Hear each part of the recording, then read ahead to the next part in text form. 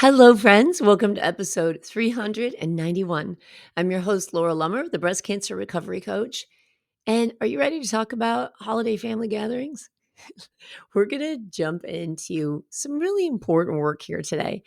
Over the last couple of weeks, I've had a lot of coaching calls with my clients that center around nervousness or apprehension or even more negative feelings than that when it comes to who we need to see around the holidays. And I think it's a great time to explore what is really kind of transformative wisdom and how neuroscience, actually, the way that our brain works and actionable strategies that you can use, how they can support you during what can be really challenging times for some of us. So there is a piece of wisdom that's often talked about in self-help and self-improvement and personal growth books. And it says, if you're still bothered by other people's behavior, you're the one that hasn't grown. Now, that's a tough piece of advice to accept. I know it's tough for me because there are a lot of times when other people's behaviors irritate me. And when they do, I have to say, okay, what's going on here?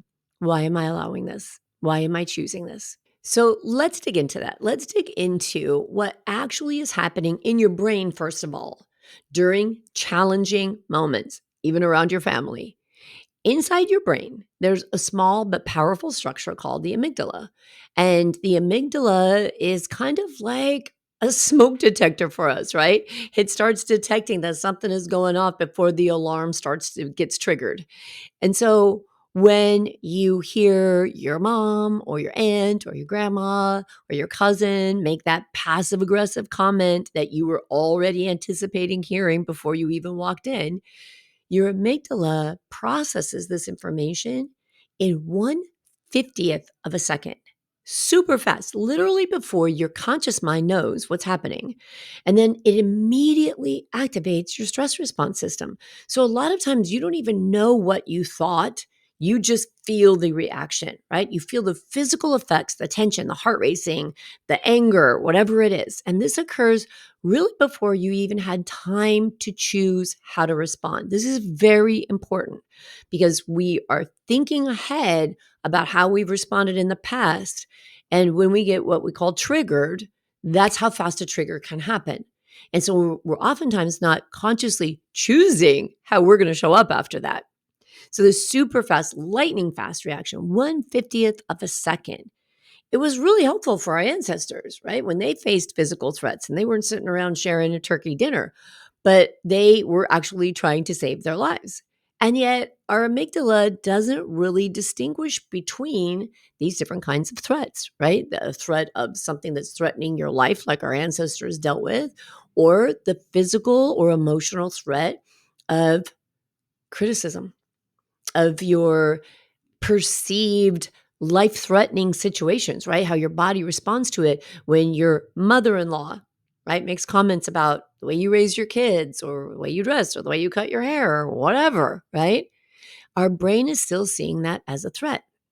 So here's a really interesting thing. I just finished reading this book called The Source, and it's by Tara Swartz, Dr. Tara Swartz.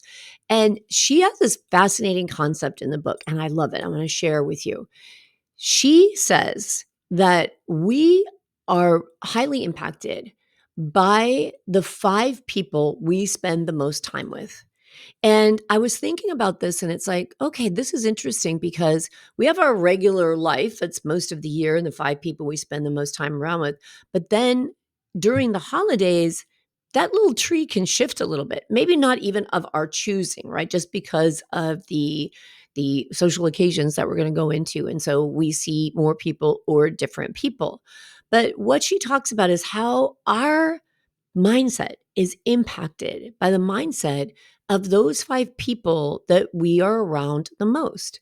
And so think about when we shift to that holiday tree. So she refers to it as the people tree. So you've got your regular people tree, but then maybe you've got your holiday people tree. And you don't see these people as often, but they have the ability to trigger your thoughts, trigger the old emotional patterns that were established when you're around them. And then that activates your threat response and it causes you to feel stressed or, respond with some emotional intensity. So in the book, The Source, Dr. Swartz suggests doing your people tree, like actually writing out the 5 people you spend the most time with, and then writing 5 words by each of those people's names. And then looking at those 25 words and asking yourself, how does that impact my mindset? And do I like that or do I not like that? So let's switch and think about that when you're anticipating going to Christmas Eve dinner or Christmas dinner. Who are the 5 people that first come to your mind that you're going to be spending time with? And what are 5 words you would put around each of those people? They could be positive words, they could be negative words, it could be a combination. But it's an interesting exercise to look at what are the first 5 words that come to your mind when you think of Uncle Joe, right? And when we write them down without judgment, without thinking, just what's the first things that come to your mind, then you can see these words and you probably will even notice a physical response as you look at these words, especially if you look at that people tree of the 5 people that you choose to spend the most time with most of the time in your life. And then those 5 people who, I don't know, you're kind of dreading, you're going to have to spend time around, right? We tell ourselves, I have to do that. And it's a really interesting exercise to notice how differently your brain and your amygdala responds to each of those groupings.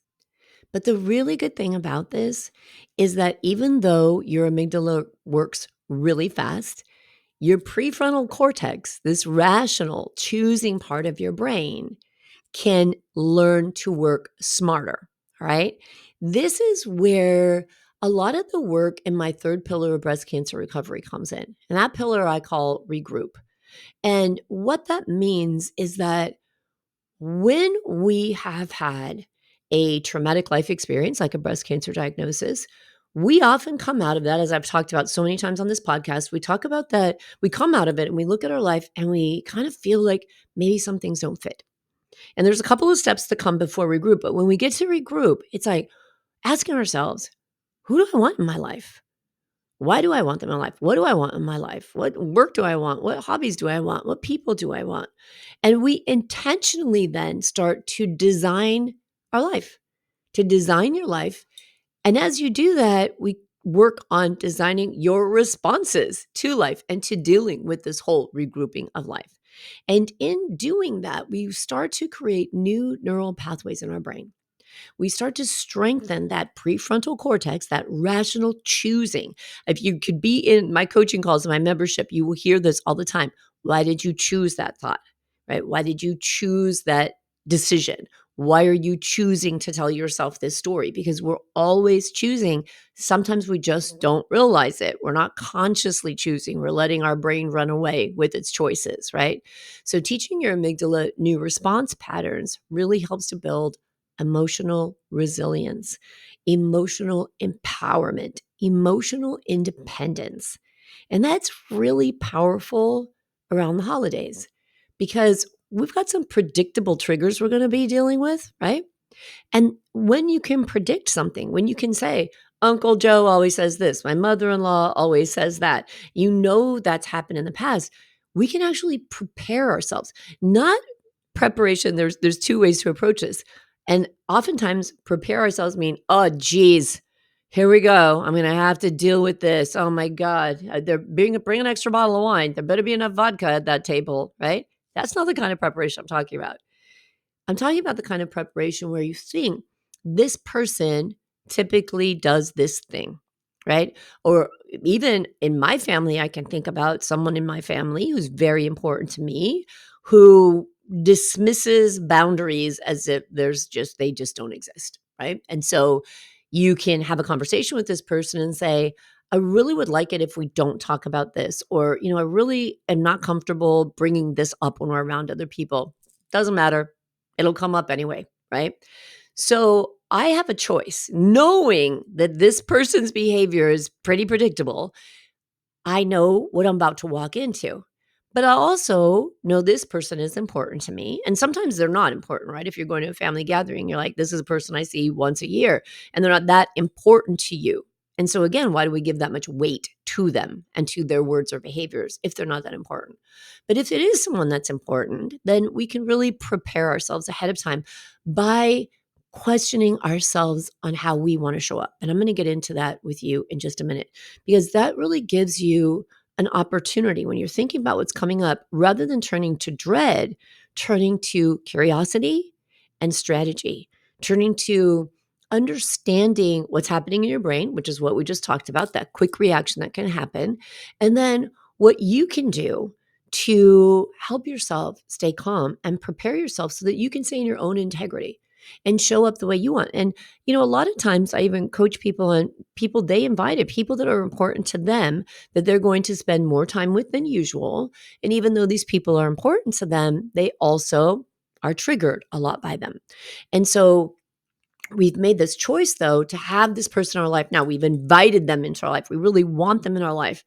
But then we have ideas and rules about how they're supposed to behave in our life, right? So this preparation can set us up for a better experience with these people that we do want to have in our life, that maybe there are a lot of old emotions that get triggered when we're around them. So one thing really super easy, and this is, I talk about this all the time. I know a lot of people poo-poo this as just too simple to be powerful, but it really is powerful. And really centering yourself before you go into any situation, connecting back to yourself and taking deep breaths, practicing deep breaths, it really calms this amygdala, this reactive part of your brain. It strengthens your prefrontal cortex's control.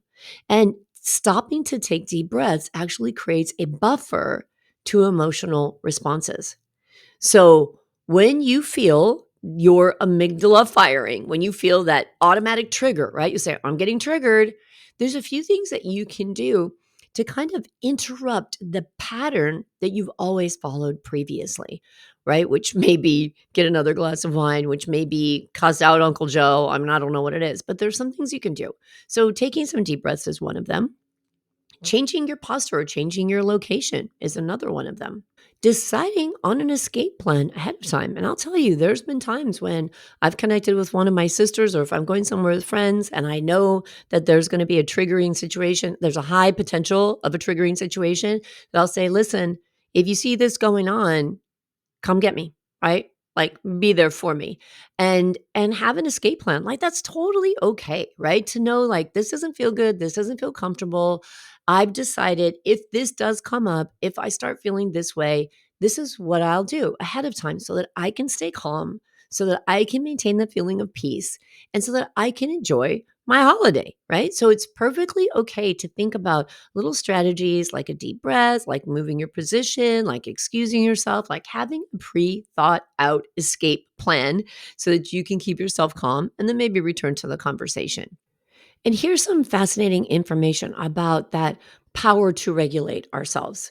So, there was research published in the Journal of Experimental Psychology, and their research demonstrated that emotional regulation skills can be strengthened just like a muscle going through consistent practice. This is something I've talked with my clients about all the time, that cognitive work, intentionally working on the way we think and what we want to create, is like going to the gym for our brain.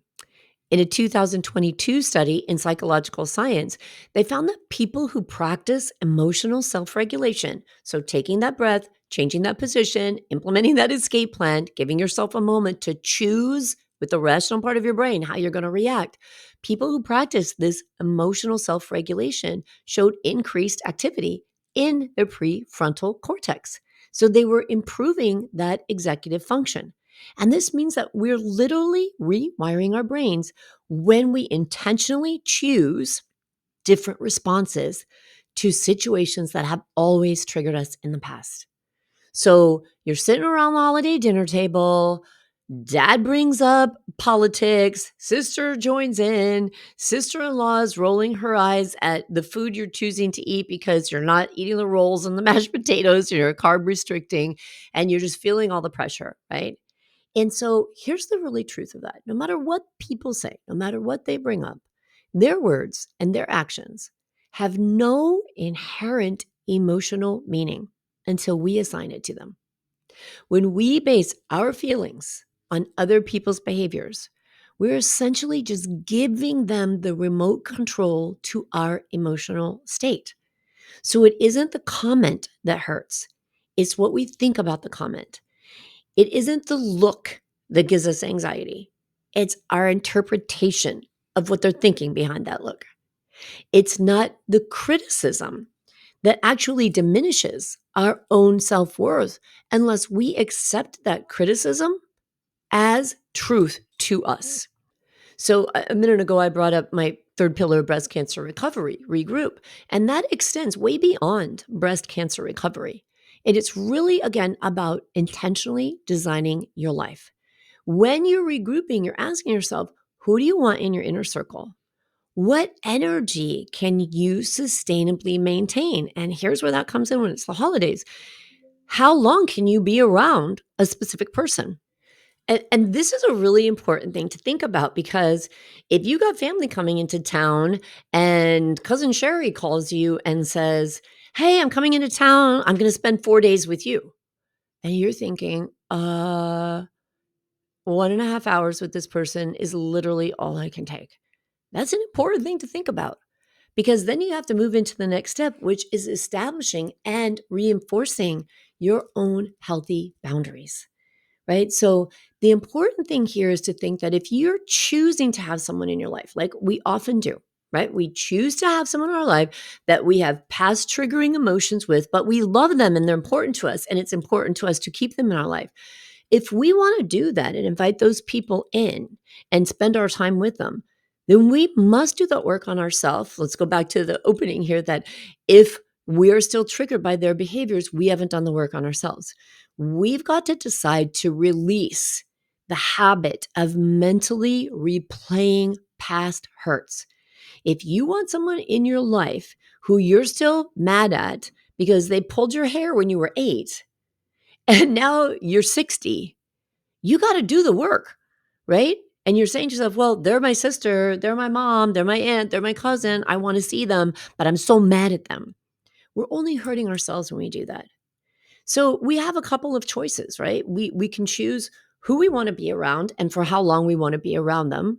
We can choose if we really want someone in our life and we see us wanting a healthy relationship with them in the future, then we've got to do the work to choose to drop the baggage and let go of the past. And if we decide this person is not someone that I want in my life, and this person is not someone I will expose myself to, you get to do that without guilt and without beating yourself up and without negative emotions. Because let's think back to that people tree. If you do a people tree and this person you write has 5 extremely negative words attached to it, and those words have a powerful effect on you, so powerful that you say, this really violates every healthy boundary I have, then the key here is you get to reinforce your healthy boundaries without negative emotion, right? We get to release those people and we get to release them and say, you know, no, you're not the kind of person and energy I want in my life, but may you be happy. May you have peace. May you be free from suffering. We don't have to be the ones that are like, you can't be here. I hate you. And we hurt ourselves with all that negativity and emotions. So those are a couple of things to think about when we're stepping into that emotional adulthood, that emotional independence, right? Emotional independence, again, just to clarify, it means our emotions are not tied to other people's words, other people's actions, other people's behaviors, right? So we get to decide how we want to show up regardless of how someone else is behaving or how they're speaking, right? We get to decide that ahead of time. So let me give you a couple of more strategies of how you can help to support yourself in what could be challenging social situations. So we talked about the boundary blueprint. Blueprint meaning you design it ahead of time. You decide in advance what you'll engage with. You decide what you can tolerate. You decide how much time you can handle whatever that situation is. And research really shows that when we predetermine our responses, we really reduce our stress hormones, which is fascinating, right? We can also use reframing because we have a story about people's words. So when someone says these words and we feel like, "Ugh," we feel that emotion just come up, we can ask ourselves, what else might this mean? Right? How, if I wasn't triggered, if I didn't have a past memory and wasn't triggered, how would I be seeing this differently? So there are studies that show that using that cognitive reframing technique can reduce emotional reactivity by up to 50%. So that can be a huge relief. And then something that's really important is to really let yourself off the hook. Acknowledge the emotions you experience without judging yourself. You're not a bad person if that comes up, right? You're not crazy. You're not weak. There's nothing wrong with you. We just acknowledge the emotion. We say, wow, this comes up for me. Whenever my mom says that, I feel a betrayal. It's like a knife in my heart, right? I don't like this feeling of this knife in my heart. I don't like this feeling of betrayal because I want to have my mom in my life. So I got to intentionally choose a different thought and release that. I have to see who this person is and ask myself, does she have the capacity for more? Right. And maybe not. Because when we make those conscious choices, it really strengthens, again, that neural pathway for emotional regulation. We feel the uncomfortable emotion come up and we say, no, I'm not going with that thought anymore. I'm going with a different thought. You know what? My mom loves me in the best way she knows how. Does that feel a little better? Yeah. Is it easy? It's work, right? And this is another reason why we have to be cautious and thoughtful about how much time we're deciding to spend with people. Because if you have people in your life or around the holidays who trigger emotions, that's energy. And it takes a lot of energy to manage it. So you can come out of a social gathering completely exhausted. If you haven't planned for it ahead of time, know how to support yourself, decide how you want to feel, and decide how you want to show up. So this is really important. What is your intention? Why are you going? Right? Why are you having everybody over? What's the intention? How do you want to show up? I've worked with a lot of clients who worked for months to prepare themselves to go to their children's weddings with an ex-spouse that they have a very toxic relationship with. And a lot of that work was around, how do they want to show up, right? It's their kid's wedding. They don't want to show up on guard and, with angry feelings. They want to show up with joy. They want to be present for their kid. And so for many months, sometimes that takes work on deciding consciously how we want to show up. So again, this goes to our preparation for holidays.